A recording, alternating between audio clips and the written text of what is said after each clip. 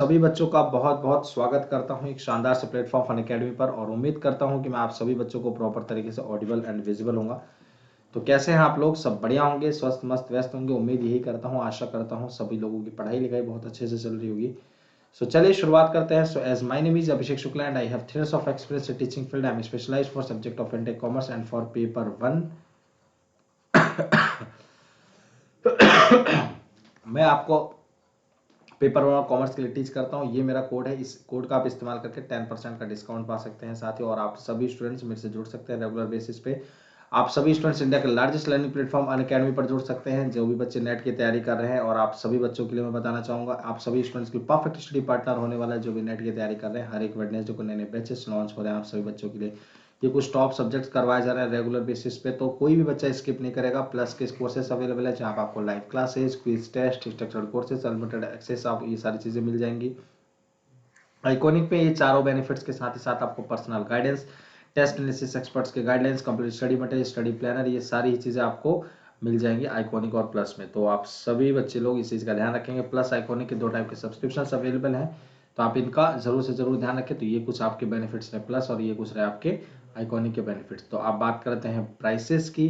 तो अभी 101 ये मेरा कोड है, आप इस कोड का इस्तेमाल करके 10% का डिस्काउंट भी पा सकते हैं। और जिन्होंने अभी तक एप्लीकेशन इंस्टॉल नहीं की है, आप अनअकैडमी लर्निंग ऐप इंस्टॉल करके आप फ्री ऑफ कॉस्ट क्लासेस अगर देखना चाहते हैं, काफ़ी क्लासेस आप हर एक फैकल्टीज़ को पाएंगे, कितना बेहतरीन तरीके से पढ़ा रहे हैं, बिल्कुल फ्री ऑफ कॉस्ट। तो आप फ्री ऑफ कॉस्ट के लिए भी इस कोड का इस्तेमाल कर सकते हैं, ठीक है। चलिए तो आगे बढ़ते हैं। तो आप सभी स्टूडेंट्स के लिए यहाँ पे अवेलेबल है आइकॉनिक कोर्सेज के लिए भी आप इस कोड का इस्तेमाल कर सकते हैं, जो कि आपके पास 24 मंथ्स के लेके 6 मंथ की वैलिडिटी के साथ अवेलेबल है। तो आपके पास ये रहे प्लस के कोर्सेज और आइकॉनिक के कोर्सेज। तो आप लोग ध्यान रखेंगे, ये कुछ बेनिफिट्स रहे आप सभी बच्चों को कि live classes, test series, unlimited access आपको मिल जाता है। कितनी भी प्रकार के आप मतलब कितने भी तरीके से आप प्रैक्टिस कर सकते हैं जितनी बार चाहें। आपको स्ट्रक्चर्ड शेड्यूल प्रोवाइड किया जाए, आपको पर्सनल कोच। अब यहाँ तक तो आपको प्लस के सब्सक्रिप्शन में मिल जाएगा, जैसे आप जहाँ तक टिक देख रहे हैं। बाकी personal coach, study planner, biweekly reviews, booster sessions, doubt solving sessions, complete study material, आपको इंटरव्यू प्रिपरेशन के लिए आपको एसओपीज, ये सारी ही चीज़ें आपको प्रोवाइड की जाएंगी। तो ये आपके आइकॉनिक और प्लस में बेनिफिट्स हैं। तो आप सभी स्टूडेंट्स इस चीज़ का ध्यान रखेंगे। आपके पास कॉम्बो बैचेस लॉन्च हो चुके हैं, चूंकि 20 अक्टूबर से लॉन्च हुआ है। तो आप सभी बच्चे इन बैचेस को भी जरूर ज्वाइन करेंगे, कोई बच्चा स्किप नहीं करेगा। आपके पास ये कुछ बैचेस जो कि 27 अक्टूबर से स्टार्ट हुए हैं, तो इसमें चल रहे हैं बैचेस। तो आप इन बैचेस को भी ज्वाइन कर सकते हैं, जैसे कि आप देख सकते हैं complete batch for paper 1 and Hindi, paper 2 के लिए, कंप्यूटर साइंस के लिए आप सभी बच्चों के पास ये टॉप फैकल्टीज मिलकर, और आप फिर आपको आशा नेगी मैम और इंद्रेश प्रताप सिंह सर, ये 2 फैकल्टीज मिलकर पढ़ा रहे कंप्लीट मैनेजमेंट और पेपर। तो आप कोड अभी 101 ही अप्लाई करेंगे, जिससे आपको 10% का डिस्काउंट मिले। बिल्कुल भी बेनिफिट लेना नहीं भूलना है। बक्स माउंट अवेलेबल है, कुछ भी आपको कंटेंट इनअप्रोप्रिएट लगता है वीडियो के अंदर, देन आप क्लेम कर सकते हैं अपने प्राइस के लिए कि आपको पर्टिकुलर इशू है उस दौरान। आपको डिस्क्रिप्शन बॉक्स में गूगल फॉर्म दिया गया है, गूगल फॉर्म को फिल करके, ठीक है साथियों। तो आप सभी बच्चों को किसी को स्किप नहीं करना है। स्पेशल क्लासेस फीचर्स अवेलेबल है, जहाँ पे आपको इंटरेक्टिव लाइव क्लासेस, हर लर्नर्स के लिए पोल आप हैंड रेज करके क्वेश्चन पूछ सकते हैं, इसलिए कोई क्लास मिस नहीं करनी है। डेली लेक्चर नोट्स प्रोवाइड किए जा रहे हैं, कहीं भी कभी भी किसी भी वक्त आप लोग ज्वाइन कर सकते हैं क्लासेस को, ठीक है। तो आप सभी लोग ध्यान सकते हैं, ये चीज़ ध्यान रखें, चाहे आप एंड्रॉयड फ़ोन से, चाहे iOS फ़ोन है, चाहे आप किसी भी एंड्रॉयड फ़ोन में, मतलब आप क्लासेस कभी भी देख सकते हैं, और रिकॉर्डेड भी, लाइव भी, ठीक है, दोनों अवेलेबल है। तो चलिए शुरुआत करते हैं। Dash are social inventions for the accomplishing goals through group efforts. Dash समूह प्रयासों के माध्यम से लक्ष्यों को प्राप्त करने के लिए सामाजिक आविष्कार है। तो फटाफट आंसर करेंगे आप सभी बच्चे लोग कि क्या होगा आप सभी स्टूडेंट्स का आंसर, कि एक समूह प्रयास आपको क्या लगता है कि लक्ष्यों को प्राप्त करने के लिए एक सामाजिक आविष्कार, एक सामाजिक समाज के अंदर एक अलग तरीके का एक इन्वेंशन करते हैं। तो ऑर्गेनाइजेशन, लीडरशिप, या किसी का बिहेवियर, या फिर मैनेजमेंट, तो ये आपको क्या लगता है, प्रबंध, संगठन, नेतृत्व, या फिर व्यवहार। तो आपको क्या लगता है इसमें कि ये अगर एक सामाजिक आविष्कार करने में बहुत ही बड़ा एफर्ट का रोल प्ले करता है। तो आप सभी स्टूडेंट्स को आंसर करना है। आपके पास टाइम 1 मिनट का होगा हर एक क्वेश्चन के लिए, और उस 1 मिनट के लिए उस 1 मिनट के अंदर अंदर आपको आंसर्स करने होंगे। तो चलिए फटाफट आंसर करेंगे। तो बी आपका बिल्कुल सही आंसर हो जाएगा, ऑर्गेनाइजेशन, ठीक है। ऑर्गेनाइजेशन एक ऐसा आपका सोशल इन्वेंशन है जहाँ पे आपको किसी भी गोल के लिए कुछ एफर्ट्स लगाए जाते हैं और एफर्ट्स की वजह से एक सामाजिक आविष्कार कहीं ना कहीं आपको देखने को मिलता है, क्योंकि एक ऑर्गेनाइजेशन जो है वो एक सोसाइटी के अंदर होता है। आप समझिए, किसी भी प्रकार का आपका ऑर्गेनाइजेशन अगर जो ओपन होता है वो आपका पूरा ऑर्गेनाइजेशन आपका किसके, एक समाज के अंदर होता है। समाज की सामाजिक जिम्मेदारी उसकी पूरी होती है। आप लोग जानते होंगे कि एक जब ऑर्गेनाइजेशन के आपके ऑब्जेक्टिव, और आप इसके अंदर पढ़ेंगे तो इसके अंदर एक होता है ऑर्गेनाइजेशनल ऑब्जेक्टिव। आपको मैं बताऊं तो ऑर्गेनाइजेशनल, जेड होगा यहाँ पे, जेड ऑर्गेनाइजेशनल ऑब्जेक्टिव्स। तो ऑर्गेनाइजेशनल ऑब्जेक्टिव में क्या क्या पढ़ते हैं आप, यहाँ पे आप इसके पर्सनल ऑब्जेक्टिव भी देखते हैं, आप यहाँ पे सोशल ऑब्जेक्टिव भी देखते हैं। ठीक है, सोशल ऑब्जेक्टिव देखते हैं कि नहीं देखते हैं। और यहाँ पे आप क्या देखते हैं, ऑर्गेनाइजेशन खुद के ऑर्गेनाइजेशनल ऑब्जेक्टिव जिसको बोलते हैं। ठीक है, तो ऑर्गेनाइजेशन की ये 3 ऑब्जेक्टिव है। ये तीनों ऑब्जेक्टिव में आपको पर्सनल ऑब्जेक्टिव, जो कि पर्सन जो वहां पे काम कर रहे हैं तो उन कार्यों को भी बहुत ही बेहतरीन से कर, अच्छे से कर सके, वो मोटिवेटेड रहे हमेशा, तो उस पर क्या उनका ध्यान होना चाहिए, कैसे उनको और ज्यादा ज्यादा डेवलप कर सके, उनको कैसे ट्रेनिंग प्रोवाइड करने, तो इन सब पर ध्यान देना। सोशली मतलब क्या, सामाजिक में, समाज में हम क्या कर सकते हैं, हो सकता है डिस्पेंसरी ओपन करवा दे, हो सकता है फ्री चेकअप करवा दे, हो सकता है पर वीकली बेसिस पे दवाइयाँ कम कम रेट पे प्रोवाइड करवा दें। ऑर्गेनाइजेशन में आपको ऑब्जेक्टिव कि जो भी आपके कंपनी के अंदर लोग कार्य कर रहे हैं तो वो आपके ह्यूमन रिसोर्स हैं। तो ह्यूमन रिसोर्स जो कार्य कर उनका प्रॉपर तरीके से, ऑप्टिमाइज तरीके से यूटिलाइजेशन हो सके, तो ये आपका ऑर्गेनाइजेशनल ऑब्जेक्टिव होता है। तो ये ऑर्गेनाइजेशन के आपके 3 ऑब्जेक्टिव जो कि अवेलेबल होते हैं, और बड़ा ही अच्छे से फिर यहाँ पे वो ऑर्गेनाइजेशन अपनी चीजों को मैनेज कर पाती है। कैसे मैनेज कर लिया कि आप सभी स्टूडेंट्स के पास, सॉरी सभी इस ऑर्गेनाइजेशन के पास ये तीनों ही ऑब्जेक्टिव फुलफिल कर पा रही है। समझ पा रहे हैं आप लोग। तो ये बड़ा मेन रोल प्ले करता है कि आपके सोसाइटी के अंदर जो भी ऑर्गेनाइजेशन है वो इन सारी तीनों को रोल प्ले कर पाए। तो एक सोशल नया, आपको कह सकते हैं नया आविष्कार आपको देखने को मिलता है। अब बात है next question, which of the following is are the key features of organization. निम्नलिखित में से कौन सा संगठन प्रमुख विशेषताएं हैं, social invention, accomplishing goals, group efforts, या ऑल ऑफ दिस। सामाजिक आविष्कार, लक्ष्यों को पूरा करना, सामूहिक प्रयास, या ये सारे ही। सो निम्नलिखित में से कौन सा संगठन की प्रमुख विशेषताएं हैं। चलिए फटाफट बताएंगे क्या होगा आंसर।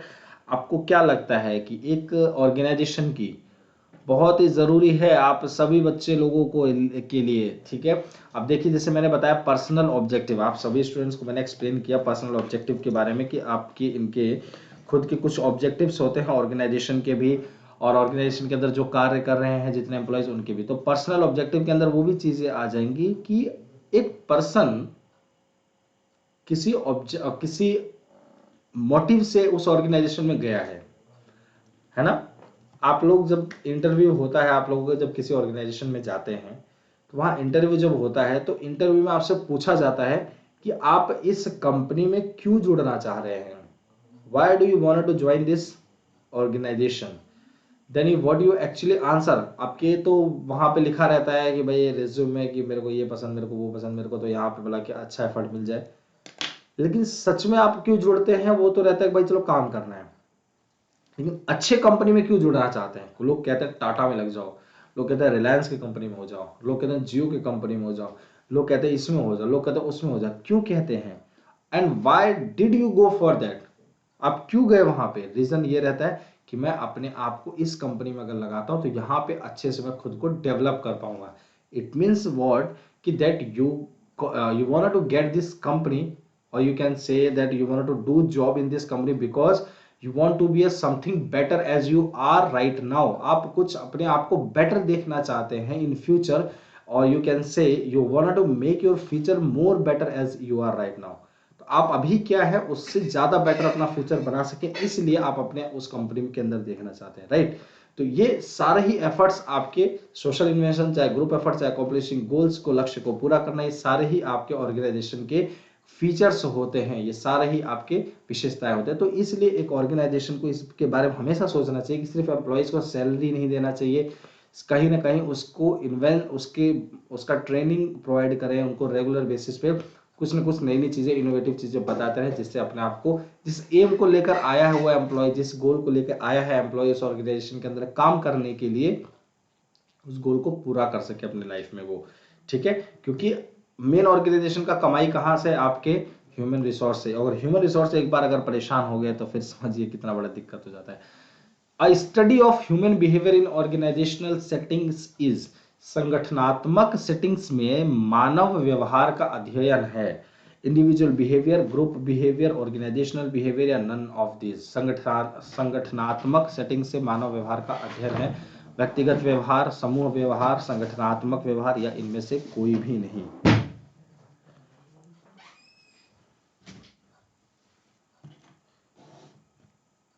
बिहेवियर, ऑर्गेनाइजेशनल बिहेवियर या नन ऑफ दिस। मुझे तो लगता है कि प्रॉपर वॉइस आ रही है, मुझे ऐसा लग रहा है आप लोगों को। ऐसा है कोई बच्चा और भी जिसको ऐसा वॉइस का कोई दिक्कत हो रहा हो? लेकिन मुझे तो लगता है, क्योंकि मैं अपने में चलाया तो मुझे लगता है कि प्रॉपर वॉइस आ रही है, सभी स्टूडेंट्स को प्रॉपर तरीके से आवाज जा रही होगी, है कि नहीं? मुझे तो यही लग रहा है, बाकी आप लोग बताएं तो। अब मैं इससे ज्यादा तेज बोलूंगा तो ऐसा लगेगा चीखना हो जाएगा, फिर उसको चीख चीख के पढ़ाना हो जाएगा, है ना।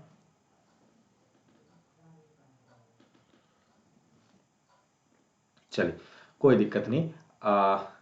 सी, ऑर्गेनाइजेशनल बिहेवियर, बहुत ही बढ़िया, सभी का आंसर एकदम बिल्कुल सही आ रहा है। Study of human behaviour in organisational setting is organisational behaviour. अभी मैंने बताया, आप सभी बच्चों को बताया कि ऑर्गेनाइजेशन के अंदर तीन जो आपके पार्ट होते हैं, आपका पर्सनल ऑब्जेक्टिव, ऑर्गेनाइजेशनल ऑब्जेक्टिव, और आपका तीसरा कौन सा होता है, आपका सोशल ऑब्जेक्टिव, राइट। तो आपके उसके अंदर जो ऑर्गेनाइजेशनल ऑब्जेक्टिव, उसके अंदर मैंने क्या बताया कि आपके कंपनी के अंदर, है ना, आपके कंपनी के अंदर जितने भी एम्प्लॉइज काम कर रहे हैं उनका एक प्रॉपर तरीके से प्रॉपर यूटिलाइजेशन होना, उनके बिहेवियर को समझना। The study of human behaviour, the study of human resource. why we need to study that human resource, why we need, because in human resource, that where we manage that how much quality that required for doing a job, एक person को किस तरह की, which type of quality, कैसी quality होनी चाहिए उस particular job को करने के लिए,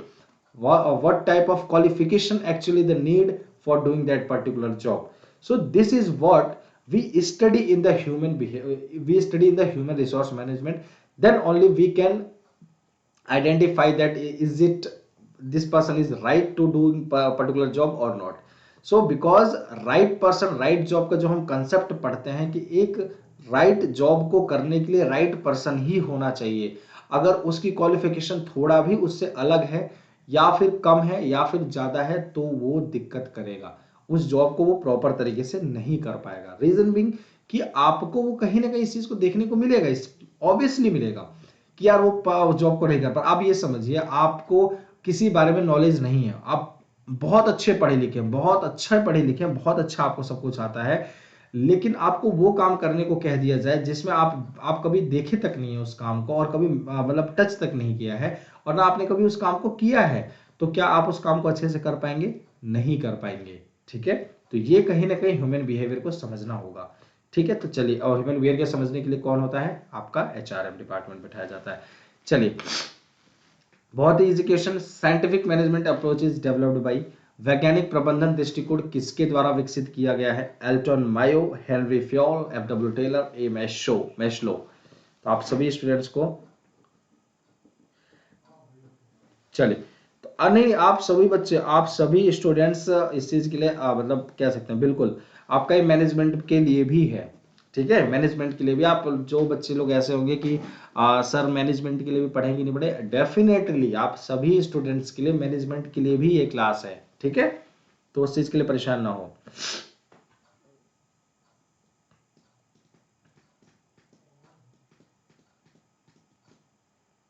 ठीक है, तो जिन बच्चों को आंसर ऐसा लग रहा हो कि मैनेजमेंट के लिए सब दे सकते हैं आंसर, एग्जैक्टली, डेफिनेटली। और आप सभी स्टूडेंट्स इस चीज के लिए भी जान सकते हैं कि भाई अगर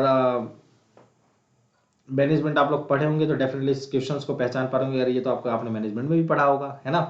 तो बहुत ही बढ़िया, सी आंसर बिल्कुल सही है, एफ.डब्ल्यू. Taylor, scientific management. अच्छा एक बार जल्दी से बताओ, मैं नहीं बता रहा हूं अभी, जल्दी से बताओ कितने इसके अंदर हैं, साइंटिफिक मैनेजमेंट के अंदर जो अप्रोचेस दिया गया है वो कितने अप्रोच दिए गए हैं, जल्दी से बताएंगे ऑप्शंस फटाफट। मैं ऑप्शन भी नहीं दे रहा क्योंकि बहुत इजी क्वेश्चन है, तो एक बार देखते हैं बच्चे उस चीज को रिकैप कर पा रहे हैं, रिवाइज कर पा रहे हैं, अपने माइंड में रिमेंबर कर पा रहे हैं कि नहीं। वह जल्दी से फटाफट बताएंगे सभी स्टूडेंट कमेंट करके जल्दी से, how much there are approaches are available और given by the FW Taylor in regards of scientific management. तो फटाफट बताएंगे। और चलिए पहले ये बताइए, फिर इसके बाद दूसरा क्वेश्चन। तो फटाफट बताएंगे सभी स्टूडेंट्स। और इसके बाद ये भी बताएंगे भाई, चलो ये तो भूल ही गए, आप लोग ये बताएंगे 4 अप्रोचेस हैं आपका ये कहना है, और नाम भी चाहिए मुझे, नाम चाहिए, नाम 5 भी कह रहे हैं, 4 भी कह रहे हैं। अच्छा पूछा भी जा रहा है कि 4 क्वेश्चन मार्क भी लगा हुआ है। चलिए फटाफट बताएंगे सभी लोग। पहला, science not rule of thumb, फटाफट बताएंगे सभी स्टूडेंट्स।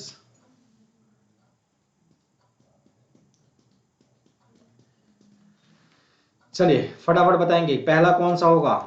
चलिए हम, अच्छा मैं लिखते जाता हूं, आप लोग बताते रहना, ठीक है। चलिए तो पहला आप लोगों ने हेनरी फैल, आपको माइंड में एकदम पूरा कोई से कहीं से भी कुछ पूछ लिया जाए तो आप लोगों के मतलब हेनरी, अरे सॉरी ये क्या लिख रहा हूं मैं, ठीक है, कोई कहीं से पूछ ले तो आपको मतलब होना चाहिए, अरे वाह यार ये इस बंदे को बहुत डीप नॉलेज है, तो ये चीज होना चाहिए।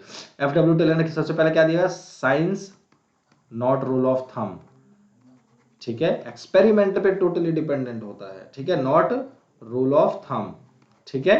चलिए यही है आप लोगों का सबसे पहला, ठीक है। सेकंड, ये तो पहला हुआ। दूसरा, harmony, harmony not to discord, sorry ये स्पेलिंग गलत हो गया, हार्मनी नॉट टू डिस्कॉर्ड, आपस में किसी भी प्रकार का मतभेद नहीं रखना है, आपस में एक कोऑपरेटिव हार्मनी रखनी है आपके बीच में जो भी एम्प्लॉइज हैं, ठीक है, आपके साथ में जो भी एम्प्लॉइज हैं उनके बीच में क्या होनी चाहिए, हार्मनी होनी चाहिए। क्लियर है सभी बच्चों को। तीसरा, कॉपरेशन, वाह यार टाइम से याद आ गया, मुझे लगा कि मेरे को याद नहीं आएगा, काफी टाइम हो गया इस चीज को ना। चलिए तीसरा क्या देखा, कॉपरेशन नॉट इंडिविजुअलिज्म, अपने आप को एकता, मतलब वैसे नहीं दिखाना है कि बस जो हूं तो मैं ही हूं, मैं ही इस काम को कर सकता हूं, individualism, individualism. Harmony not to discord का मतलब यही तो हुआ कि आपस में हार्मनी रखनी है। और कॉपरेशन का मतलब क्या हुआ कि एक टाइम मान लीजिए मैंने, जैसे मैं क्या हूं कि अब सिर्फ और सिर्फ अगर मैं पढ़ाता जाऊं और आपका कॉपरेशन मेरे साथ नहीं रहे तो उस काम को अच्छे से कर ही नहीं पाएंगे हम, राइट। कर पाएंगे क्या, बिल्कुल नहीं कर पाएंगे उस कार्य को, कि क्या कि कौन से कार्य को, जो मैं टीच कर रहा हूं, आप लोग पढ़ ही नहीं पाएंगे उससे, अगर वो चीजें समझ में नहीं है। अगर आप समझने का प्रयास करेंगे तो डेफिनेटली वो समझ में आएगा और डेफिनेटली आप अपने आप को अच्छा बना पाएंगे, सारी चीजें बहुत अच्छे से होंगी। अगर यही चीज ऐसा रहे कि सिर्फ इंडिविजुअली मैं बस पढ़ाता जाऊं, मुझे मतलब ही नहीं कि आप क्या और आप हैं कि बस आप लोग इधर उधर हैं, या फिर ऐसा हो कि आप पढ़ते जाए और मैं पढ़ाने से कोई मतलब ही ना रखूं, अरे कोई दिक्कत नहीं। तो जहां पे इंडिविजुअलिज्म होगा वहां पे कोई कार्य सफल नहीं हो पाएगा। तो डेफिनेटली ऐसे ही ऑर्गेनाइजेशन के अंदर भी होता है। तो जहां पे जितनी भी काम अगर डिवाइडेड है तो उन काम डिवाइडेड है वो एक अलग चीज है, बट कोई अगर मान लीजिए अवेलेबल नहीं है तब भी। अब ये सोचिए, अगर आप सोचिए इस बात को अगर एक एग्जांपल से समझें, मान लीजिए एक बंदे मतलब एक डिपार्टमेंट में बहुत सारे, सॉरी एक मैनेजमेंट के तो बहुत सारे डिपार्टमेंट होते हैं, अलग अलग मैनेजर्स होते हैं, चाहे वो सेल्स मैनेजर हुआ, चाहे वो परचेज मैनेजर हुआ, चाहे वो फाइनेंस मैनेजर हुआ, चाहे वो मार्केटिंग मैनेजर हुआ, चाहे वो आपका मतलब बाहर प्रमोशनल मैनेजर हुआ, है ना।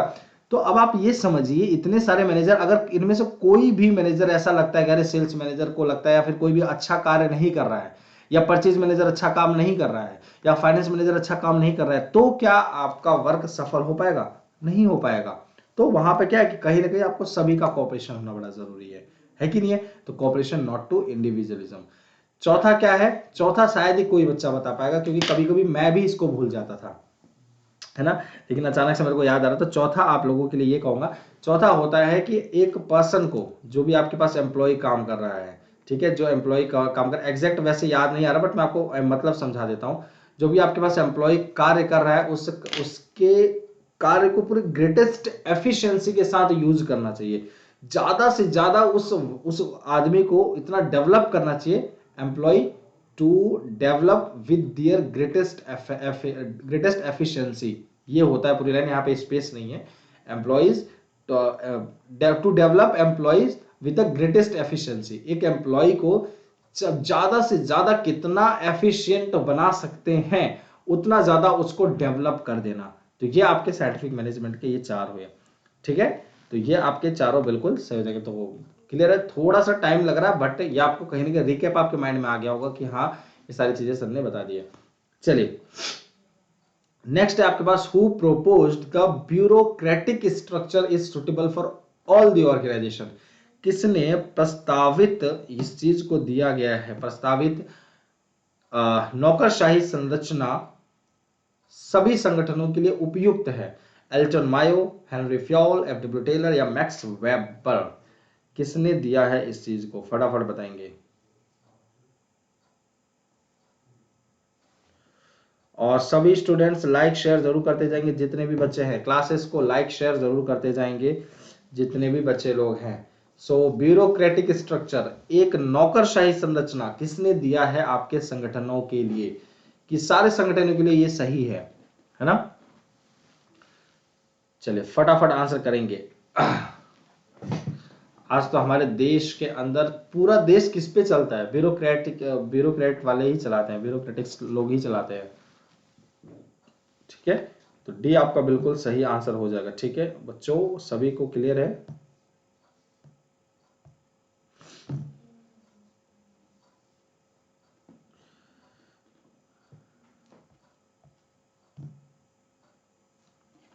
चलिए, तो मैक्स वेबर ने इस चीज को दिया है। चलिए बढ़ते हैं नेक्स्ट क्वेश्चन की तरफ। क्वेश्चन नंबर 6, नागफनी प्रयोग जो ओबी में अनुप्रयुक्त अनुसंधान की एक वास्तविक शुरुआत थी द्वारा आयोजित किया गया था। हाउथॉर्न experiment which was a real beginning of applied research in OB was conducted by Elton Mayo, Henry Fayol, F W. Taylor या मैक्स वेबर।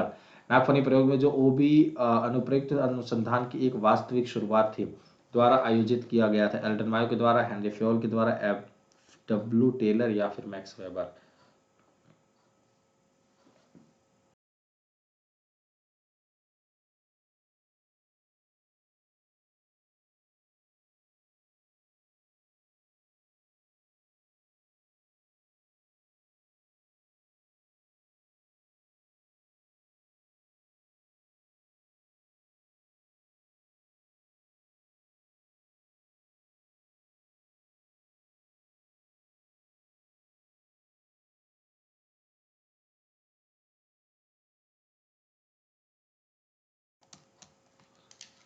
ठीक है,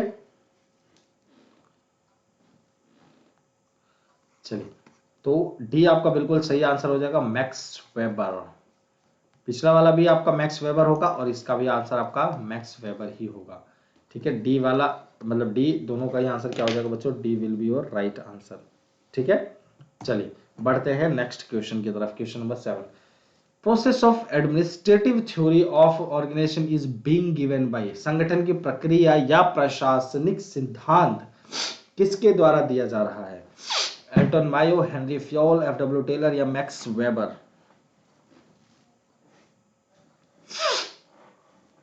तो संगठन की प्रक्रिया या प्रशासनिक सिद्धांत किसके द्वारा दिया जा रहा है, प्रोसेस और administrative theory of organisation is being given by Elton Mayo, Henry Fayol, F W. Taylor या मैक्स वेबर।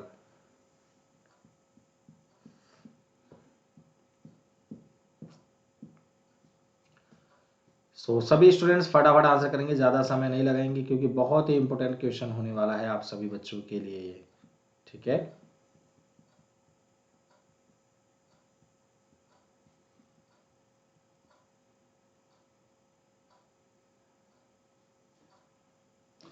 चलो बहुत ही बढ़िया। जिनका आंसर आ रहा है बी हेनरी फ्योल वो तो एकदम सही होंगे, अदरवाइज जिनका आ रहा है ए एल्टन मायो वो हो जाएंगे गलत, सी एफ.डब्ल्यू. टेलर गलत, डी मैक्स वेबर गलत।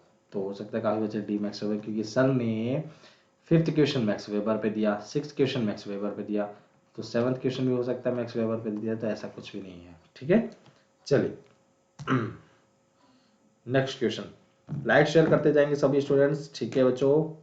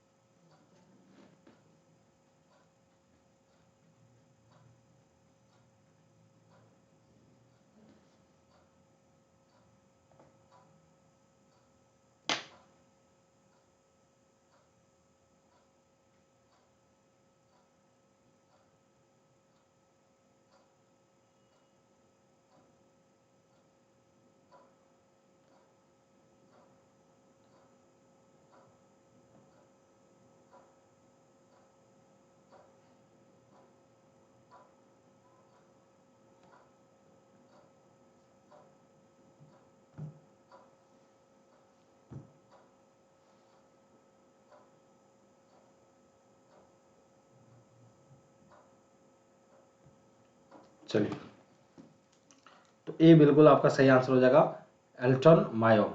सबका नाम धीरे धीरे आएगा, पहले हेनरी फ्योल का आया था, पहले मैक्स वेबर का आया, नहीं सॉरी, पहले तो आपका आया था एफ.डब्ल्यू. टेलर, नाम की बात करें। फिर उसके बाद किसका बहुत ज़्यादा नाम आया, हेनरी फ्योल का। हेनरी फ्योल के बाद किसका नाम आया, मैक्स वेबर का। अब मैक्स वेबर के बाद किसका है, एल्टन मायो लास्ट में। तो ये चारों ही नाम लास्ट में अपने अपने नाम चले गए। सब बुरा मान लेते ना एक दूसरे से, अरे मेरा नाम कब से आ रहा, मेरा नाम कब से आ रहा, मेरा नाम कब से आ रहा, तो ये भी कह दिया अब मेरा नाम भी लो आ गया, आप कुछ करके दिखाओ, है ना। चलिए नेक्स्ट क्वेश्चन, आज के संगठन क्या क्या है। Today's organisations are open system, close system, open as well as closed, या फिर नन ऑफ दीज। खुली प्रणाली, बंद प्रणाली, खुला और बंद भी है, और या फिर इनमें से कुछ भी नहीं है, या फिर सॉरी ये कह सकते हैं कोई भी नहीं है। क्या लगता है कैसा है आज का संगठन, आपको लगता है किस प्रकार के हैं।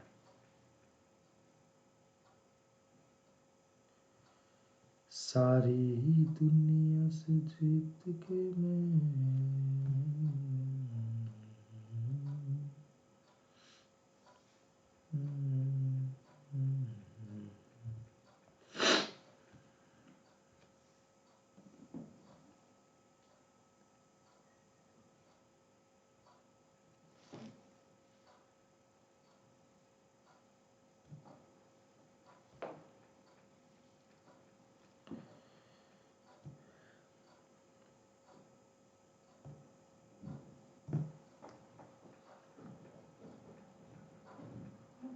चलिए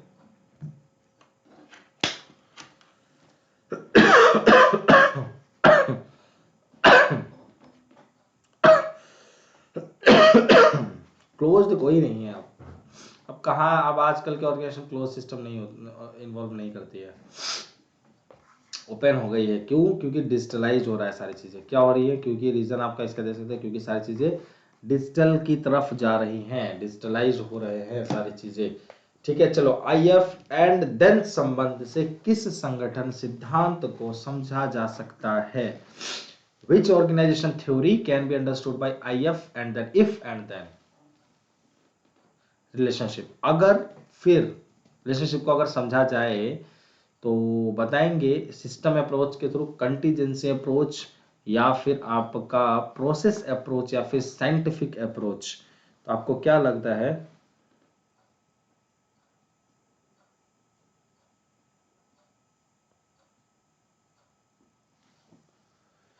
No, no, it's not for paper one. It's commerce class. That is why I have already told in the before starting this class that this class will be going for commerce, but it has been written here for communication. That is a big mistake there here.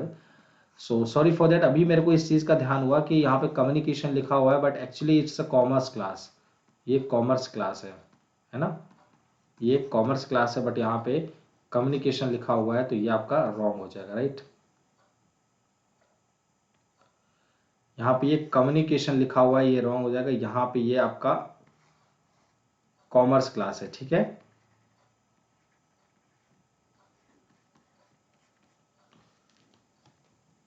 Clear है सभी बच्चों को।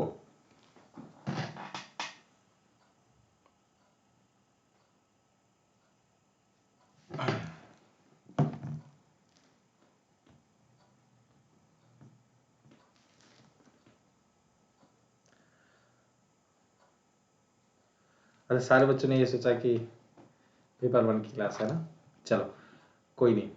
तो B आपका बिल्कुल सही answer हो जाएगा, कंटीजेंसी अप्रोच। ठीक है, कंटीजेंसी क्वेश्चन से तो आपको समझना चाहिए, ऐसा क्वेश्चन कहीं देखा ही नहीं होगा आप लोगों ने, है ना। क्यों ऐसा क्वेश्चन देखा ही नहीं होगा, तो उसमें समझ जाना चाहिए, कोई दिक्कत नहीं। ठीक है, चलिए तो नेक्स्ट क्वेश्चन की तरफ बढ़ेंगे।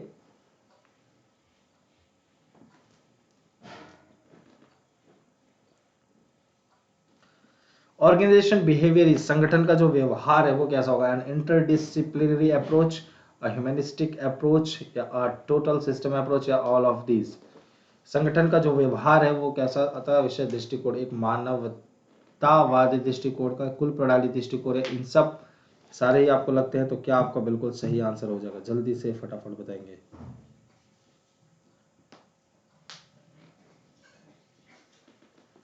चलिए फटाफट आंसर करेंगे सभी स्टूडेंट्स।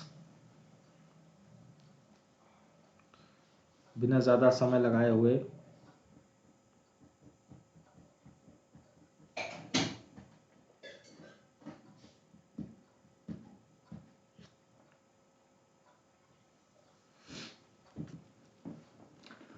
ऑर्गेनाइजेशन बिहेवियर, इस संगठन का जो व्यवहार वो कैसा होता है। ऑल ऑफ दिस, इसमें सारे इंटरडिसिप्लिनरी अप्रोच दिखते हैं आपको, ह्यूमनिस्टिक अप्रोच दिखता है और टोटल सिस्टम अप्रोच भी है। तीनों ही अप्रोचेस आपको देखने को मिलते हैं आपके ऑर्गेनाइजेशन बिहेवियर के अंदर। ओबी आप लोग पढ़ते हैं ना, ओबी, ठीक है।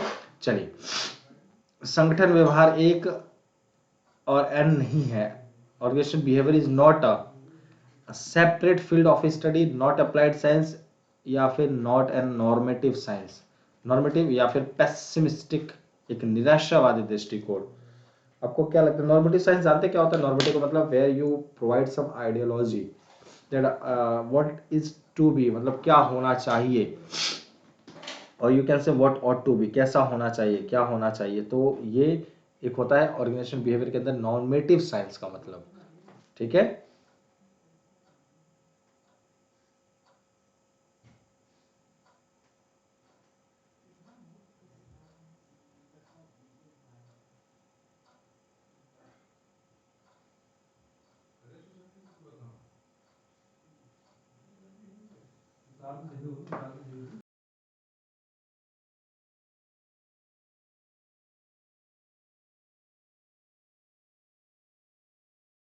सही आंसर हो जाएगा, ठीक है। डी आपका बिल्कुल सही आंसर होगा, पेसिमिस्टिक अप्रोच, ठीक है। ये एक आपका ऑर्गेनाइजेशनल बिहेवियर के अंदर, कभी हम ये नहीं कह सकते कि हमें यहाँ से निराशावादी दृष्टिकोण से देखेंगे, अरे यार यहाँ से तो हमें बस लॉस ही होना है, यहाँ से तो हमें बस निराश ही होना है, मतलब इस वे का आपके अंदर व्यवहार कभी नहीं आएगा जब आप ओबी पढ़ते हैं, ऑर्गेनाइजेशनल बिहेवियर की जब स्टडी करते हैं, ठीक है। और ना कभी होना भी नहीं चाहिए, ठीक है। कुछ हमेशा हर एक आप पल में आप कुछ ना कुछ सीखते ही हैं, ठीक है। Cognitive theory of learning was given by, सीखने का संज्ञानात्मक सिद्धांत किसके द्वारा दिया गया था? कॉग्निटिव थ्योरी, सीखने का संज्ञानात्मक सिद्धांत किसके द्वारा दिया गया था? स्किनर, पेवलोव, ट्रैक्टर, आप ये कह सकते हो। अच्छा, स्किनर का ट्रैक्टर बोल दिया, उसका नाम है स्किनर, ठीक है। टोलमिन या फिर पियाजेट, तो ये किसके द्वारा given given by whom? Pavlov, Tolman, Piaget या फिर स्किनर। कॉग्निटिव थ्योरी, सीखने का संज्ञानात्मक विचार सिद्धांत किसके द्वारा दिया गया था? फटाफट बताएंगे क्या होगा आंसर, ठीक है। चलिए, सभी बच्चे लोग फटाफट बताएंगे किसके द्वारा दिया गया था। उम्मीद करता हूं सभी बच्चों को मैं प्रॉपर तरीके से ऑडिबल विजिबल हूंगा। सो सभी बच्चे लोग क्लासेस को लाइक शेयर जरूर कर दिए होंगे, और आप सभी बच्चे लोग, चलिए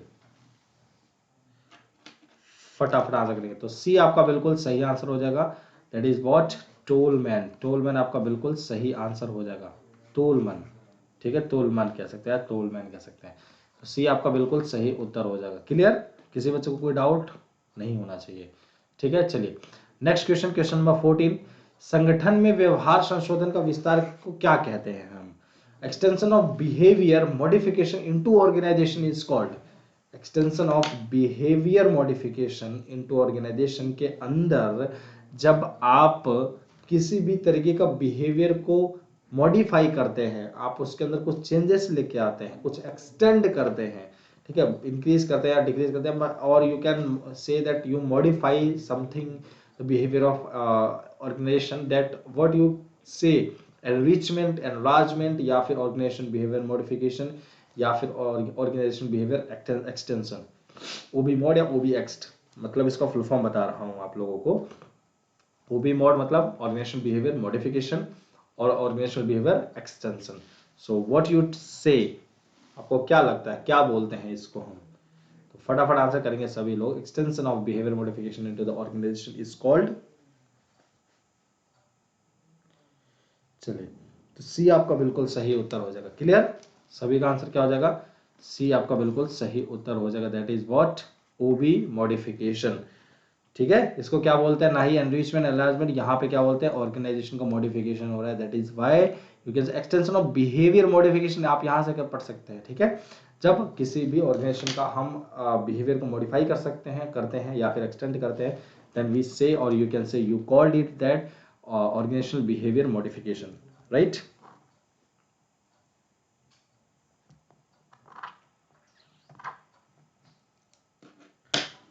चलिए, dash is a relatively permanent change in behaviour that occurs as a result of experience. Dash व्यवहार में एक अपेक्षाकृत स्थायी परिवर्तन है जो अनुभव के परिणाम स्वरूप होता है। Dash is a relatively permanent change in behaviour, व्यवहार में एक अपेक्षाकृत स्थायी परिवर्तन है जो अनुभव परिणाम, आपको अनुभव के द्वारा परिणाम आपको मिलता रहता है।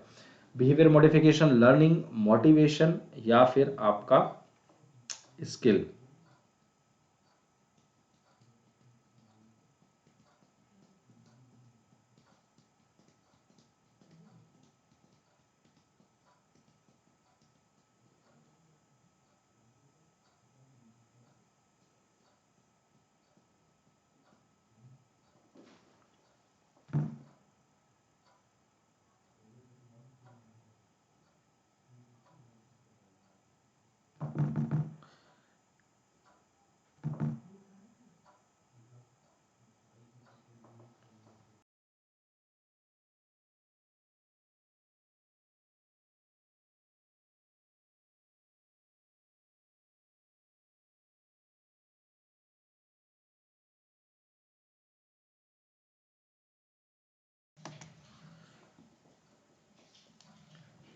सर 13 का पीएच 13 वाला कौन सा था क्वेश्चन, एक बार देख लेते हैं भाई, देख लेते हैं आप सभी बच्चों के क्वेश्चंस को भी।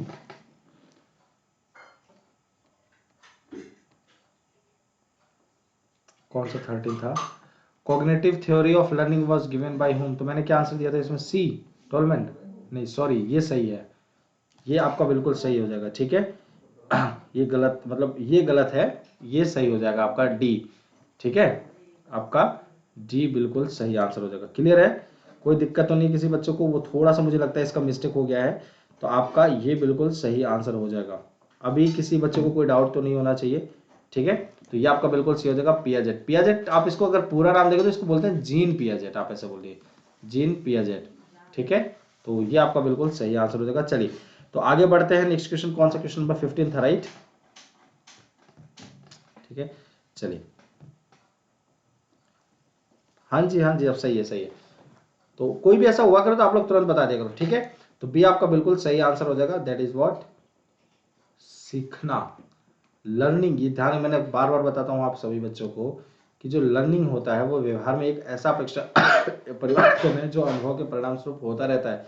इसलिए इंसान को हमेशा सीखते रहना चाहिए, हमेशा हर एक स्टेज पर सीखते रहना चाहिए, जो कि हमेशा आपके बिहेवियर में कुछ ना कुछ बदलाव लेकर आता रहेगा और आपको एक नया एक्सपीरियंस देता रहेगा, नया अनुभव मिलता रहेगा, वहां से नया परिणाम आपको मिलता रहेगा, ठीक है। चलिए, question number next, question number 16।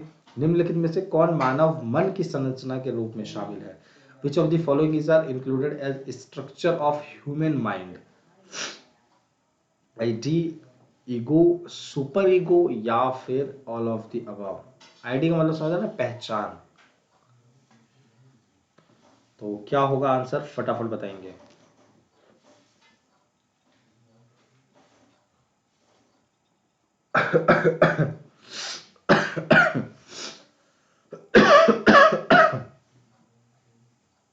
सो निम्नलिखित में से कौन मानव मन की संरचना के रूप में शामिल है?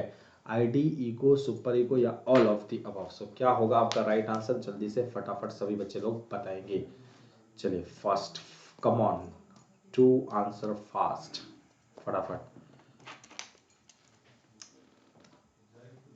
चलिए, तो फटाफट सभी लोग देंगे आंसर, क्या होगा आंसर क्वेश्चन नंबर 16 का?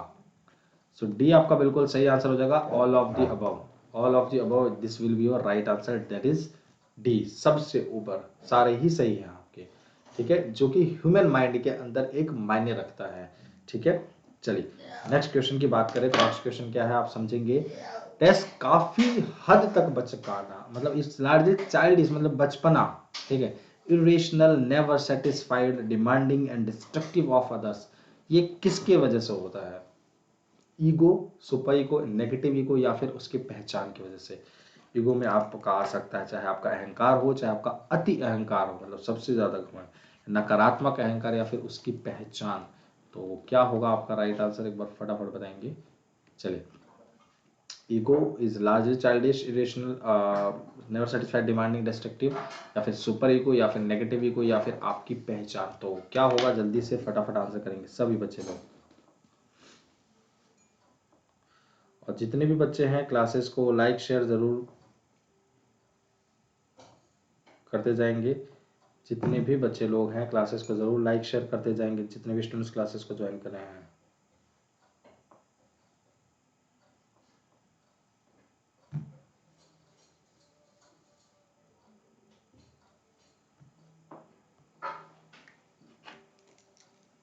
चलिए, तो डी आपका बिल्कुल सही आंसर हो जाएगा। That is what, that is largely childish, irrational, never satisfied, demanding and destructive of others. ये लेकिन थोड़ा ये आंसर सही नहीं लग रहा है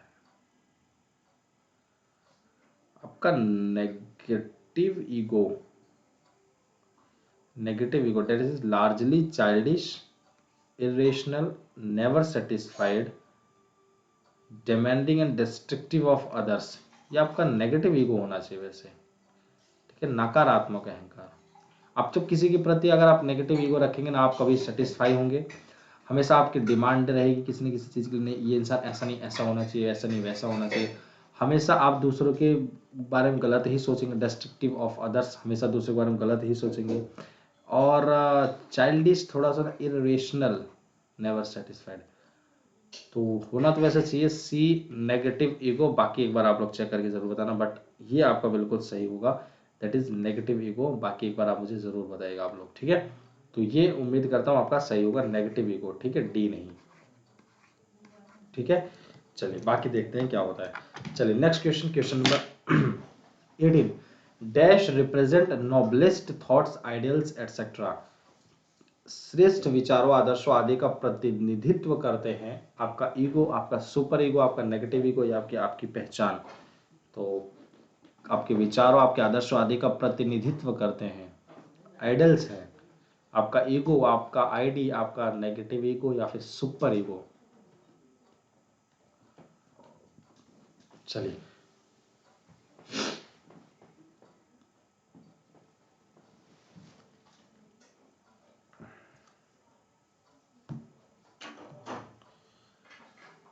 फटाफट आंसर करेंगे, क्या होगा।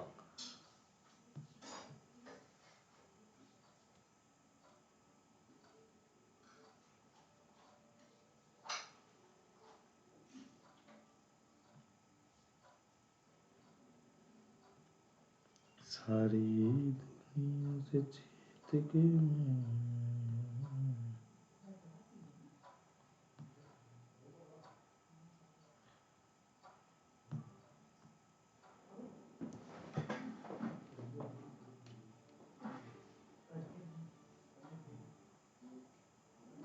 चलिए, ठीक है।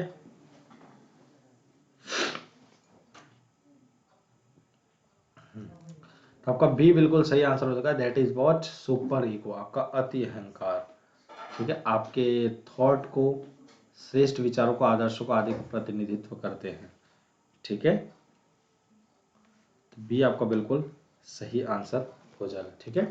चलिए क्वेश्चन नंबर 19।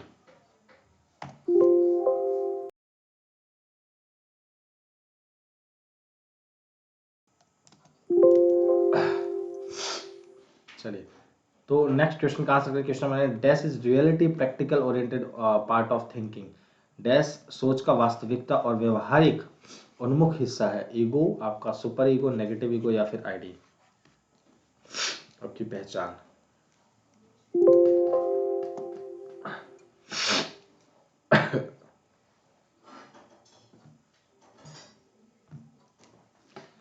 चलिए फटाफट बताएंगे क्या होगा आंसर। जितने भी स्टूडेंट्स हैं फटाफट, ज़्यादा टाइम नहीं लेंगे, सभी स्टूडेंट्स आंसर करेंगे। So what will be your right answer.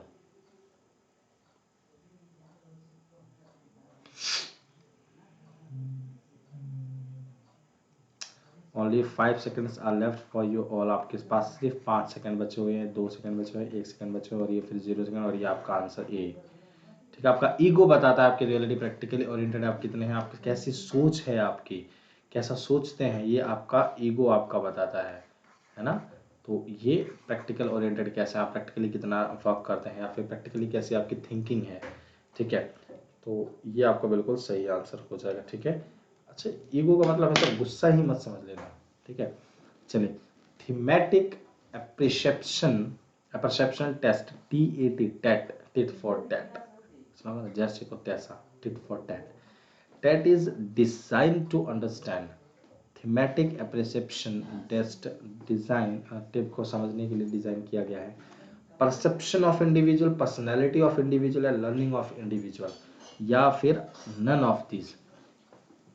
एक व्यक्ति की धारणा क्या है, जो थीमेटिक परसेप्शन टेस्ट होता है, एक व्यक्ति का व्यक्तित्व कैसा है, उसकी पर्सनैलिटी कैसी है, उसको पहचानने के लिए, या लर्निंग ऑफ इंडिविजुअल, व्यक्ति को सीखने के लिए, या फिर ऐसा समझिए उस व्यक्ति को क्या सीख सकता है, वो क्या जान सकता है, ठीक है, या फिर नन ऑफ दीज। तो ये बताएंगे फटाफट क्या होगा आंसर।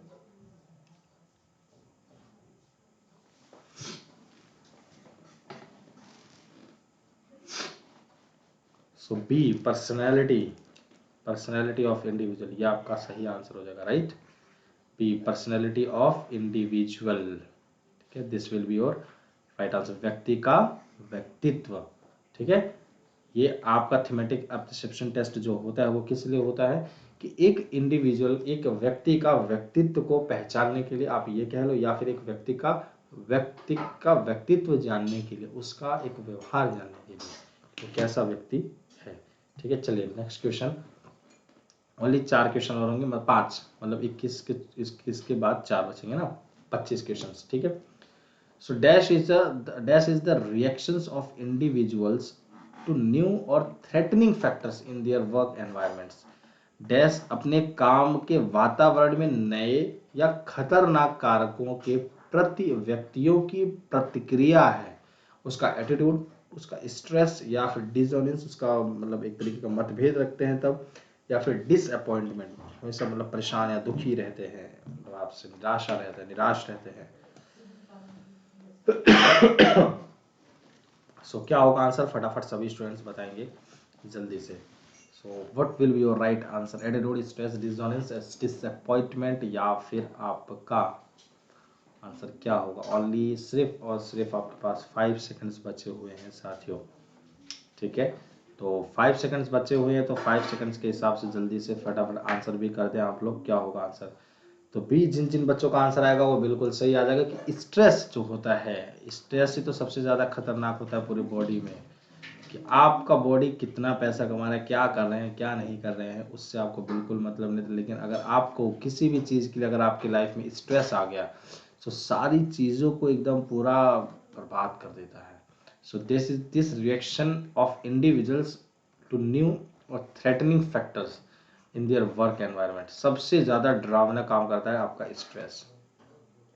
ये भी हो सकता है, चलो स्ट्रेस भी हो सकता है, और साथ आपका ये भी कह सकते हैं कि आपका डिसअपॉइंटमेंट भी, आप किसी काम को करते हुए अगर आप निराश होके मतलब काम कर रहे हैं उसको, और निराशावादी कर रहे हैं, मतलब निराश हो रहा है उतना ज़्यादा नहीं कह सकते, बट हाँ निराश होकर कोई कार्य कर रहे हैं तो वो थोड़ा सा थ्रेटनिंग लगता है। लेकिन स्ट्रेस सबसे बड़ा वर्क करता है, कि सबसे थ्रेटनिंग फैक्टर होता है कि आपको पूरे उस वर्क को स्ट्रेस में करो, तो डेफिनेटली आपको क्यों बोला जाता है कि आप एकदम फ्री होकर विदाउट टेंशन आप अच्छे से पढ़ाई करें, क्यों, क्योंकि आप उस वर्क को जितना बेहतरीन से बेहतरीन तरीके से कर सकते हैं, जितना बेस्ट वे में फ्री माइंड से कर सकते हैं, उतना स्ट्रेस में नहीं कर पाएंगे आप।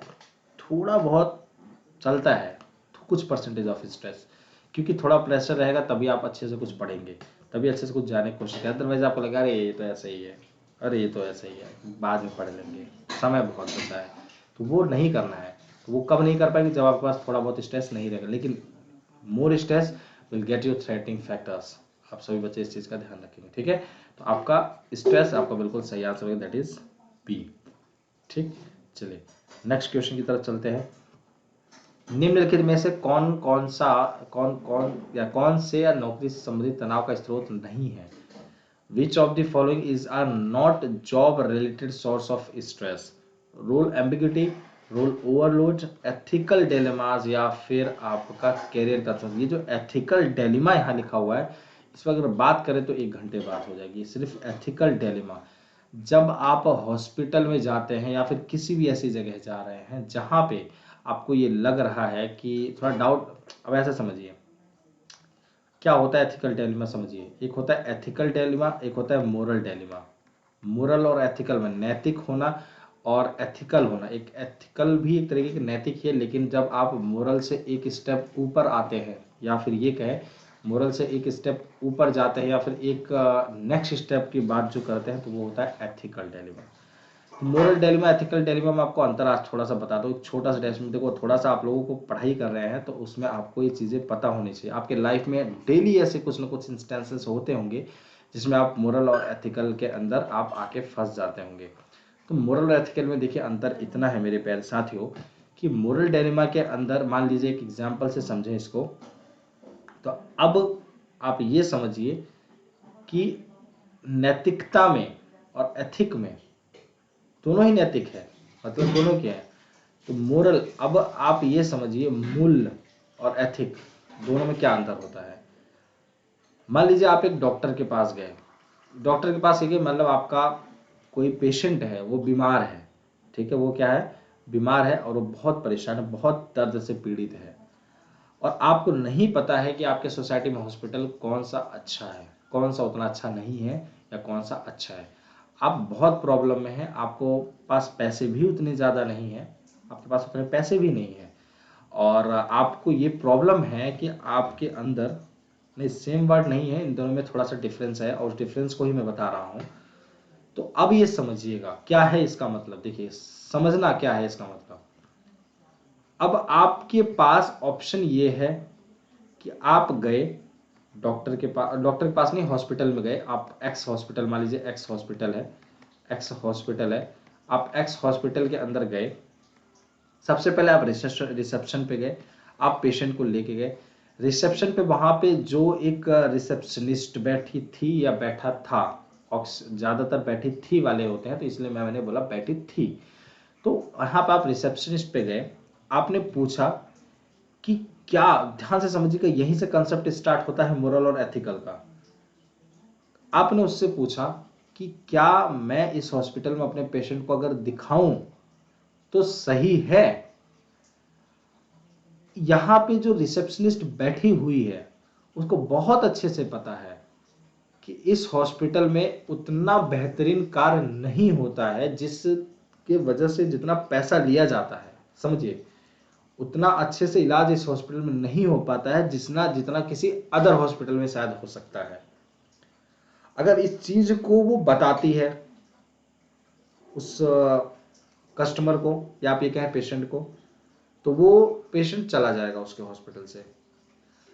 अगर नहीं बताती है तो एक उसके अंदर की जो भावना है वो कहीं ना कहीं टूट जाती है। तो इसमें क्या है, वो बड़े प्रॉब्लम में फंसी हुई है। डिलेमा का मतलब क्या होता है, दुविधा, ऐसी प्रॉब्लम नहीं, मतलब परेशान में, वो परेशान हो गई बच्ची या वो रिसेप्शनिस्ट कि मैं अगर बताऊंगी तो पेशेंट चला जाएगा, नहीं बताती हूं, जॉब की टेंशन नहीं है कि जॉब चली जाएगी, नहीं बताऊंगी तो हॉस्पिटल के जो एथिकल रूल्स एंड रेगुलेशंस है वो मैं नहीं मान पाऊंगी। तो there is a difference between here that moral and ethical. ये दो चीजों में फंसी है। अगर वो परेशानी है क्या उसकी, देखो अगर बता देती है, ठीक है, अगर वो बता देती है तो ये एक तरीके का आपका, ये समझिए आपका ही मोरल डिलेमा हुआ। अगर वो नहीं बताती है तो वो आपका एक एथिकल डिलेमा हुआ। समझिएगा ध्यान से, नहीं सॉरी, थोड़ी सी मिस्टेक हुई, अगर वो बता देती है, हाँ तो सही तो बोला, अगर वो बता देती है तो वो एक आपका एथिकल डिलेमा हुआ। कैसा हुआ, एक एथिकल डिलेमा, कि उसको लगता है कि क्या नैतिक चीज है वो उसने बताया। मूल चीज क्या है कि आपके उस हॉस्पिटल को लॉस ना हो, पेशेंट ना जाए, तारीफें करनी अपने हॉस्पिटल की। तो ये क्या है, एक आपके मोरल वैल्यूज है, ठीक है। तो ये क्या हुआ, कहीं ना कहीं आपको इसमें समझ, तो ये होता है एथिकल डिलेमा और मोरल डिलेमा में समझने में। आप गवर्नमेंट जॉब में आप पुलिस ऑफिसर हैं, या फिर आप ये कहें कि आपके भाई ने या कि कुछ आपके घर के अंदर किसी ने कुछ ऐसा कार्य कर दिया जिसकी वजह से प्रॉब्लम हो सकती है, लेकिन आप अब उसको, चाहे आप उसको अब जेल ले जाना चाहते हैं, अब परिवार में मना कर रहे हैं कि नहीं आप नहीं कर सकते क्योंकि आपका ये भाई है, तो आप कैसे ले जा सकते हैं। और एक इधर आपकी कानून, आप कानून को, मतलब आपके भाई ने आपके कानून का हाथ में लिया हुआ है, और अब आप प्रॉब्लम में फंसे हैं कि मैं इनको लेके जाऊं क्योंकि ये घर के बंदे हैं कि नहीं, या आप अपने एथिक्स को भूल जाएंगे या आप अपने मोरल को भूल जाएंगे। तो ये क्या हुआ, दो तरीके के डिलेमा में आप आके फंस जाते हैं, ठीक है। आपको सिचुएशनल जब क्वेश्चंस दे दिए जाते हैं फैमिली टाइप के, ऐसा हुआ तो आप इस टाइम क्या करेंगे, होता है ना कि ऐसा हुआ तो इस टाइम आप क्या करेंगे, इस टाइम में ऐसे क्या करेंगे। तो बहुत सारी चीज़ें हैं, तो ये प्रॉब्लम एक तरीके की आपको देखने को मिलती है। तो लाइफ में एथिकल और मोरल दोनों ही डिलेमा आपको दिन पर दिन देखने को मिलते रहते हैं और इंस्टेंसेस ज़्यादातर देखने को मिलते हैं, इसमें कोई दो राय नहीं है। ठीक है, चलिए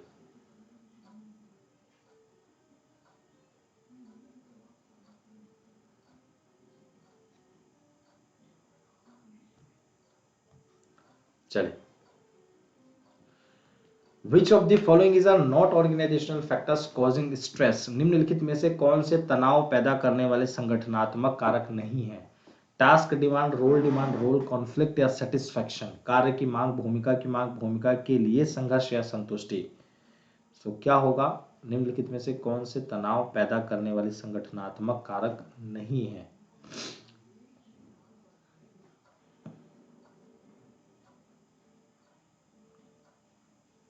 Which of the following is are not organizational factors causing stress?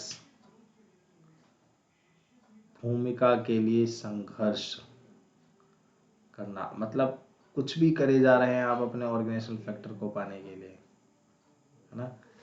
तो आपका रोल कॉन्फ्लिक्ट जो है ये एक आपका संगठनात्मक फैक्टर कारक नहीं माना जाता है स्ट्रेस को आने में। ठीक है, रोल कॉन्फ्लिक्ट। ठीक है, तो ये आपका बिल्कुल सही answer, that is C. Clear है। चलिए नेक्स्ट क्वेश्चन की तरफ बढ़ते हैं। सो नेक्स्ट क्वेश्चन क्या है, which of the following is are method of managing stress. निम्नलिखित में से कौन से तनाव प्रबंधन तरीका है। जॉब रिकोलेशन, सॉरी हाँ relocation, career counselling, recreational activities या फिर all of the above. Which of the following is are the method of managing stress. Stress को कैसे मैनेज किया जा सकता है। हाँ, आज काफी आपके ऑर्गेनाइजेशनल बिहेवियर सही है, वो भी सही है। ठीक है,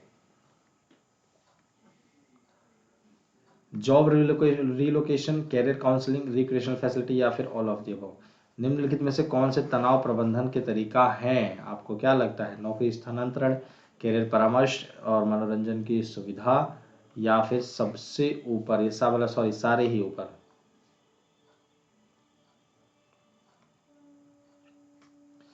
चलिए फटाफट आंसर करेंगे, क्या होगा आप सभी बच्चों के।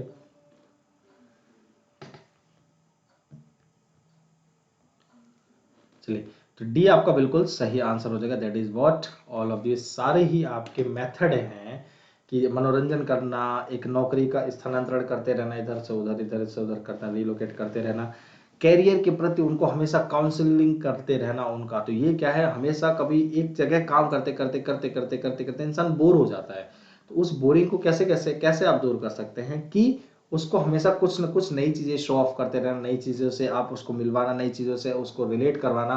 तो ये सारी चीजें क्या है, कहीं ना कहीं स्ट्रेस को मैनेज करने में वर्क करती है, काफी ज्यादा वर्क करती है। ठीक है, तो ये आपका बिल्कुल सही उत्तर हो जाएगा, दैट इज डी। चलिए नेक्स्ट क्वेश्चन की तरफ बढ़ते हैं। Question number 25। निम्नलिखित में से कौन सा तनाव प्रबंधन का एक तरीका नहीं है। अब स्ट्रेस को मैनेज करने के लिए आपको क्या लगता है, जो नहीं है आपके, हर चीज आपके पूरा वो वो हो जाएगा, मतलब क्लियर हो जाएगा कि कौन से हैं कौन से नहीं है। So which of the following is are not a method of managing stress. Time management, supervisor training, role analysis techniques या फिर आपको लगता है रोज टेस्ट। चलिए फटाफट बताएंगे सभी स्टूडेंट, जल्दी से फटाफट आंसर करेंगे।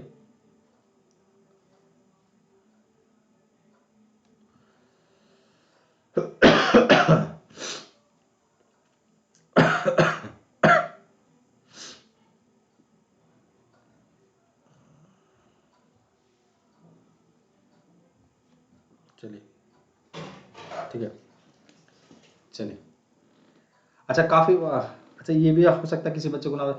ये टेस्ट जानते क्या होता है, रोज चेस्ट परीक्षण क्या होता है। ये ज्यादातर कौन यूज करता है पता है, साइकोलॉजिस्ट यूज करते हैं।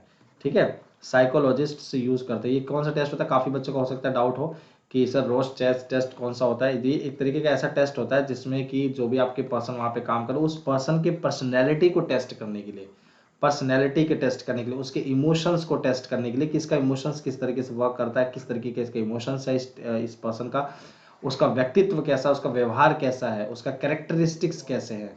ठीक है, उसके फीचर्स क्या है उस पर्सन के, क्या उसको पसंद है, क्या नहीं पसंद है, उसके इमोशंस को, उसके भावनात्मक चीज़ों को समझने के लिए, उसका व्यक्तित्व को समझने के लिए आपका ये टेस्ट किया जाता है। और किसके द्वारा किया जाता है? साइकोलॉजिस्ट ये यूज़ करते हैं टेस्ट को। ठीक है, तो ये आपका बिल्कुल सही आंसर हो जाएगा। तो which is not a method of managing stress, तो ये आपका इस टेस्ट से आपका स्ट्रेस को मैनेज करने के लिए यूज नहीं किया जाता, ये एक व्यक्तित्व को मैनेज करने के लिए, एक व्यक्तित्व, आप एक इंसान के इमोशंस और आप कैरेक्टरिस्टिक्स को जानते हैं। ठीक है, चलिए तो आज के लिए इतना ही करते हैं, बाकी मिलते हैं आप सभी बच्चों से एक छोटे से ब्रेक के बाद नेक्स्ट क्लास में, और देखते हैं फिर आप सभी बच्चे लोगों से क्या डिस्कस करें। और ये आप लोगों को बाई मिस्टेक गलती से यहाँ पे कम्युनिकेशन के क्वेश्चन यहाँ पे दिखे,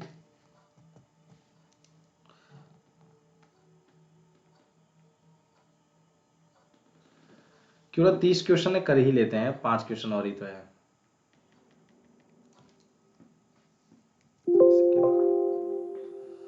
क्यों बच्चों, 5 क्वेश्चन और कर ही लेते हैं इसको, किस दिन के लिए बचा के रखे भाई, क्यों, किस दिन के लिए बचा के रखना है, कर ही लेते हैं। चलिए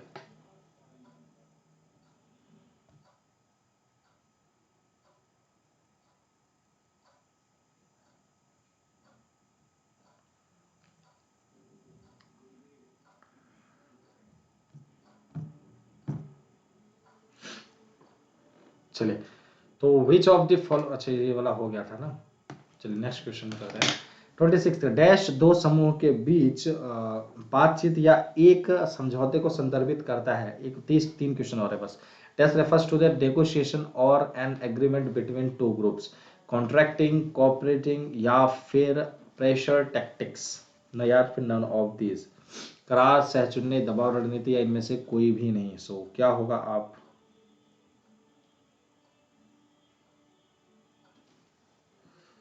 चलिए फटाफट आंसर करेंगे, क्या होगा आंसर आप सभी बच्चों का। 26 का dash refers to the negotiation और an agreement between two groups, दोनों के बीच में समझौता या फिर किसी भी प्रकार का संदर्भित आपको लगता है कि बातचीत होने की समूह के बीच में कुछ संदर्भ में है, तो वो क्या कहते हैं उसको, कॉन्ट्रैक्टिंग, कोऑपरेटिंग, प्रेशर टैक्टिक्स या फिर नन ऑफ दिस, दबाव का रणनीति।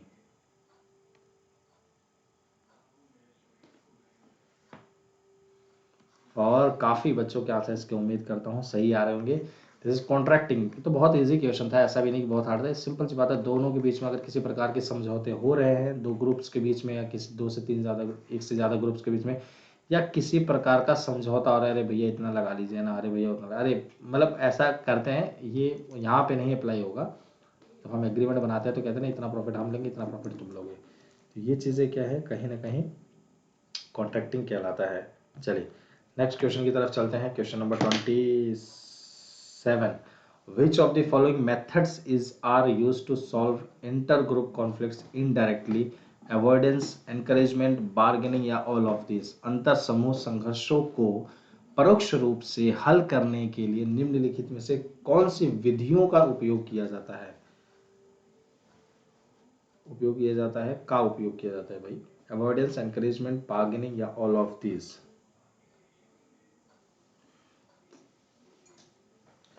Which of the following methods is are used to solve intergroup conflicts indirectly?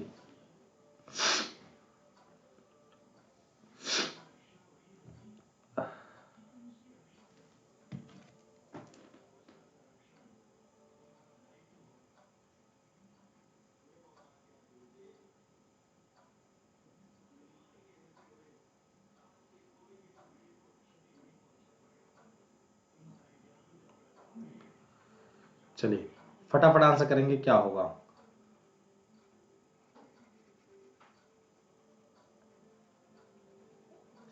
ए आपका बिल्कुल सही उत्तर हो जाएगा, दैट इज व्हाट, अवॉइडेंस। तो ये जब कभी किसी को अवॉइड करने की बात आती है, which of the following methods are used to solve inter group conflicts, दो किसी group, intra group, inter group, तो हाँ से समझना, इंट्रा ग्रुप मतलब कि ग्रुप के अंदर ही लोगों के बीच में, इंटर ग्रुप मतलब दो ग्रुप के बीच में, समझिएगा ठीक है, दो ग्रुप्स के बीच में, एक ग्रुप ये, एक ग्रुप मान लीजिए ए ग्रुप है, ये मान लीजिए बी ग्रुप है, तो ये दो ग्रुप क्या है बच्चों, ये आपका इंटर ग्रुप है, ये क्या है, इंटर ग्रुप है। लेकिन अगर ये ग्रुप, ये मान लीजिए ए ग्रुप के ही अंदर जितने बंदे हैं, A B C X X Y Z जो भी है, ये सारे ग्रुप के बंदे, अगर इनके बीच में कोई किसी प्रकार के कॉन्फ्लिक्ट को अगर सॉल्व किया जा रहा है तो ये क्या हुए बच्चे, आपके इंट्रा ग्रुप हुए। क्या हुए, इंट्रा ग्रुप। तो इंटर ग्रुप के रिजोल्यूशन कैसे प्रोवाइड किया जाता है, आपके अवॉइडेंस के थ्रू। आप उसको पूरी तरीके से इग्नोर करें, अवॉइड करें, है ना। ए बी को इग्नोर कर रहा है और बी ए को कर रहा है, तो ऑब्वियस की बात है इनके बीच के कॉन्फ्लिक्शन बिल्कुल हो जाएंगे, खत्म। ठीक, तो ये सबसे बेस्ट मेथड होता है किसी भी ग्रुप के सॉल्व करने के लिए इनडायरेक्टली वे में। ठीक, चलिए नेक्स्ट क्वेश्चन की तरफ चलते हैं, क्वेश्चन नंबर 28 की तरफ। सो निम्नलिखित में से कौन सा से अंतर समूह संघर्षों के हल करने का प्रत्यक्ष तरीका नहीं है। समस्या को सुलझाना, प्रबंधन द्वारा वर्चस्व, संघर्ष में प्रमुख आंकड़े हटाना या प्रोत्साहन। Which of the following are not direct method to solve intergroup conflicts. Problem solving, domination by the management, removing key figures in conflict या पर्सुएशन।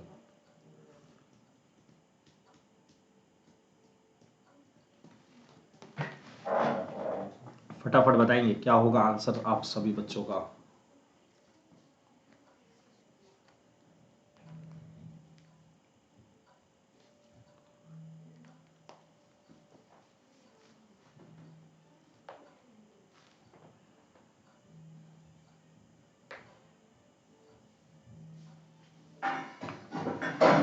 चलिए तो फटाफट आंसर करेंगे क्या होगा। सो डी आपका बिल्कुल सही उत्तर हो जाएगा, ठीक है, डी। ठीक है, डी आपका पर्सुएजन, प्रोत्साहन होना, ठीक है। तो ये आपका डायरेक्ट मेथड सॉल्व नहीं है कि इस बात की इधर की बात हो। पर्सुएजन का मतलब प्रोत्साहन, मतलब क्या, इस ग्रुप को उस ग्रुप के एक दूसरे के लिए प्रोत्साहित करे लड़ाई करने के लिए या कॉन्फ्लिक्ट्स को बढ़ाने के लिए, है ना।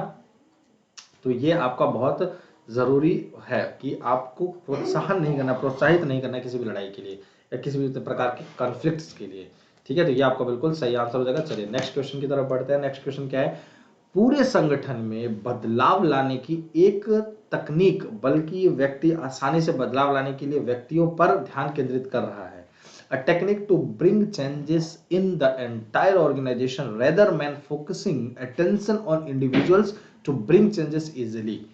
पूरे संगठन में बदलाव लाने का एक तकनीक, बल्कि व्यक्ति आसानी से बदलाव लाने के लिए व्यक्ति पर ध्यान केंद्रित कर रहा है। ऑर्गेनाइजेशनल डेवलपमेंट बोलते हैं, ऑर्गेनाइजेशनल चेंज बोलते हैं, ऑर्गेनाइजेशनल कल्चर बोलते हैं, ऑर्गेनाइजेशनल कॉन्फ्लिक्ट्स बोलते हैं।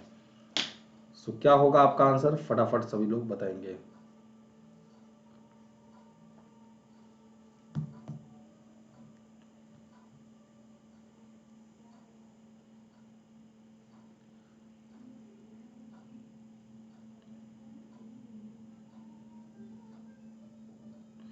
चलिए फटाफट आंसर करेंगे क्या होगा आप सभी बच्चों के आंसर।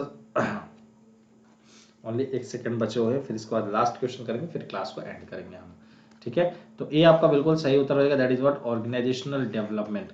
जब हम डेवलपमेंट कब की बात करते हैं, जब हम चीजें हम बदलते रहते हैं, कुछ न कुछ नए नए इंडिविजुअल्स की बात हो, चाहे वो ऑर्गेनाइजेशन की बात हो, चाहे वो सोसाइटी की बात हो। जब हम किसी न किसी प्रकार का हम बदलाव लेकर आते रहते हैं, आते रहते हैं और उनको चेंज चेंज करते रहते हैं, तो इसको बोलते हैं ऑर्गेनाइजेशनल डेवलपमेंट। कुछ हमें चेंजेस जब हमें इजीली तरीके से देखने को मिल जाता है, ठीक है। तो ये आपका बिल्कुल सही आंसर हो जाएगा। चलिए क्वेश्चन नंबर 29 के बाद 30। Which of the following is are the organisational development intervention techniques. निम्नलिखित में से कौन ओडी, ओडी का मतलब क्या है, ऑर्गेनाइजेशनल डेवलपमेंट, हस्तक्षेप तकनीक है। सेंसिटिविटी ट्रेनिंग, एमबीओ, या फिर आपका क्वालिटी ऑफ वर्क लाइफ, या फिर ऑल ऑफ द अबव। तो फटाफट आंसर करेंगे।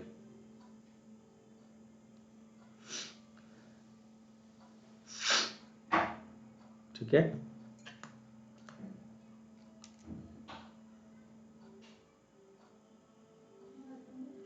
चलिए तो फटाफट आंसर करेंगे क्या होगा आंसर आप सभी बच्चों का। अच्छा ये भी हो सकता है किसी का डाउट हो, एमबीओ का मतलब होता है मैनेजमेंट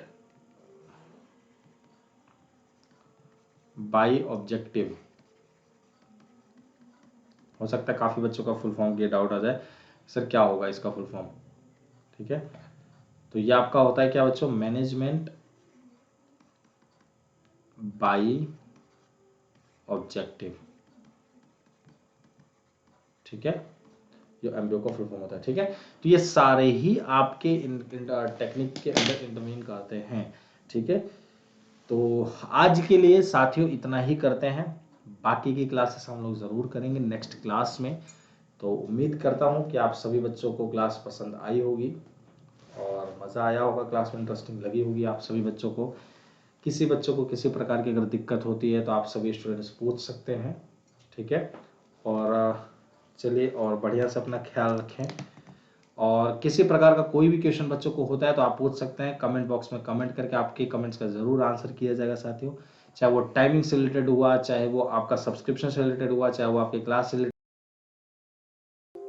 और वो किसी भी क्लास से, मतलब चाहे वो आपका स्पेशल क्लास हो, चाहे वो आपका यूट्यूब की क्लास हो। आप सभी बच्चों को पता है मेरी डेली 8 बजे होती है और 11 बजे क्लास होती है, ठीक है। सभी स्टूडेंट्स को पता है 8 बजे और 11 बजे, ये 2 टाइम में मेरी क्लास होती ही होती है। और हो सकता है आप 6 बजे से भी हो, तो ये 3 टाइम पर क्लास तो होनी ही होनी है, ठीक है। और आप सभी स्टूडेंट्स तो जानते ही हैं, आप लोगों की रेगुलर बेसिस पर क्लासेस हो रही है, तो आप इनको ज़रूर से ज़रूर ज्वाइन करेंगे। और अभी तक जो भी बच्चे पहली बार आए हैं क्लास में, या फिर जो आ चुके हैं और सब्सक्राइब नहीं किए हैं, तो आप चैनल को सब्सक्राइब जरूर कर लें, बेल आइकन को जरूर प्रेस कर लें आप सभी स्टूडेंट्स, और ऑल पर क्लिक कर देंगे, जिससे सारे क्लासेस की नोटिफिकेशन आप सभी बच्चों को मिलती रहे। और लाइक जरूर कर देना है सेशन को। अगर आपको वीडियो पसंद आई हो तो जरूर आपको एक लाइक तो बनता है, और बहुत ही बेहतरीन और इम्पोर्टेंट क्वेश्चन थे आप सभी स्टूडेंट्स के लिए, तो आप इन क्वेश्चंस का ज़्यादा से ज़्यादा फायदा उठाएं और आपकी तैयारी जितना ज़्यादा हो सकता है उसको बेहतर से बेहतरीन बनाते रहें, ठीक है। कि हम लोग आपको बेहतर से बेहतरीन बनाने के लिए एकदम लगे हुए हैं, तो आप लोग भी अपने लिए इस चीज़ को आप लोग लगे रहें, ठीक है साथियों। तो आपको इस कोड का इस्तेमाल करना नहीं भूलना, चाहे आप लर्निंग ऐप इंस्टॉल कर रहे हैं तब भी, और चाहे आप सब्सक्रिप्शन ले रहे हैं तब भी, मतलब फ्री ऑफ कॉस्ट पढ़ना है तो भी इस कोड को अनलॉक करने के लिए यूज़ कर सकते हैं। और आपको इस कोड का तब भी यूज़ करना है जब आप साथियों सब्सक्रिप्शन ले रहे हो, क्योंकि वहाँ पे आपको 10% का ऑफ मिलेगा, और 10% का एक्स्ट्रा ऑफ मिल जाएगा तब जब आप सभी स्टूडेंट्स 10% का एक्स्ट्रा ऑफ तब भी मिल जाएगा, मतलब इस 10% के बाद 10% जब आप कॉइन्स अपने यूज़ करते हैं, ठीक है। जी बिल्कुल लेंगे लेंगे, क्लास लेंगे, जरूर लेंगे, ठीक है। So thank you so much guys, आप सभी बच्चों का दिल से बहुत बहुत धन्यवाद। आप सभी स्टूडेंट्स लाइक शेयर सब्सक्राइब जरूर कर दें और बेल आइकन को प्रेस कर लें, और स्वस्थ रहिए, मस्त रहिए, व्यस्त रहिए, बढ़िया से पढ़ाई लिखाई करते रहें। सो मिलते हैं नेक्स्ट क्लास में, जब तक के लिए आप सभी लोग एकदम बढ़िया से एंजॉय कीजिए, और जैसे हैं वैसे एकदम मस्त से रहिए, विदाउट एनी टेंशन, ठीक है गाइस। मिलते हैं नेक्स्ट क्लास में ब्रेक के बाद। थैंक यू सो मच, जय हिंद।